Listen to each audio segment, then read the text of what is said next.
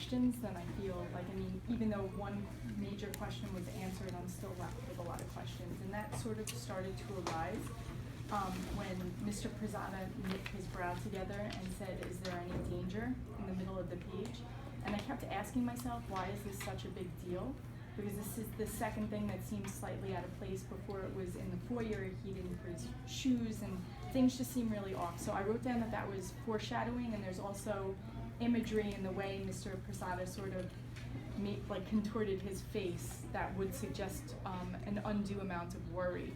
And as a reader, I'm thinking that the author wants me to see that and really pause and wonder a little bit about why he's so concerned. And I've had this question before in the short excerpt we've read, because there have been other times where these clues have sort of presented themselves.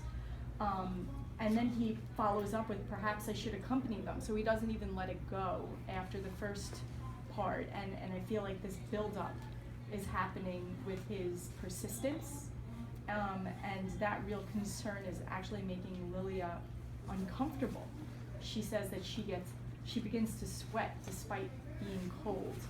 And I think that the author is doing that because perhaps she wants us to feel that discomfort in a way that makes it palpable in the space. And if I were gonna, think about the sounds that are going on, it might actually be really quiet except for this conversation that's happening, because we really want to zero in on how important this conversation is. So what were your thoughts on this area? Did you have anything that you noted about that before we got to the end of the page? Yeah, and actually I was smiling because I saw the same thing, and I looked at that same part with the her mother having to reassure him, and this, as you said, that sort of overblown kind of worry about her. So it does cause me as a reader to question and be like, why is he so worried about her? Why is he so concerned she's not even his child? And then also, I hadn't noticed the shift in her own sort of characterization of that. I began to sweat in her pillowcase. Right. And then the reassurance from the mother. And then he continues to question. So I thought the dialogue there between the mother and Mr. Pirzada, because he keeps insisting, and he says later on that same paragraph, but if it rains, if they lose their way. And I thought that was really interesting because it also shows this kind of overblown concern and the idea of these becoming more and more abstract and not really tied into the situation. And then that's where Lilia herself reassures him. And I felt like that was an important shift when she interrupts the dialogue, because then that creates that momentum that leads to that final. Right, and even in that whole section where she says, "Don't worry," and then she has the shame about saying it. Like, why would you feel shame about telling somebody to not be so concerned?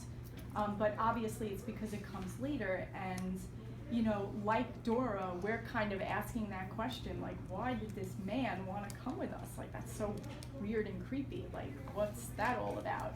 And I had written that down because the author is giving Dora the reader's voice almost. Like, we want the answer to this story, but we're not actually there to ask it, and Dora does.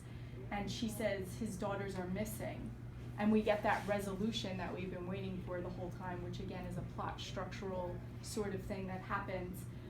But it leaves me with a lot of other questions too, which, since this is the middle of the story, there's more information to be had. So I'm wondering, all right, well, how did they go missing, and for how long have they been gone? And no wonder this guy is so freaked out, because his own kids maybe got lost or lost their way somehow, because that was a pretty weird thing to suggest, if it rains or if they lost their way. So there's so much emotion happening in these short periods that I'm definitely with Lilia about what's going on, and poor Mr. Pirzada must be in complete stitches about it.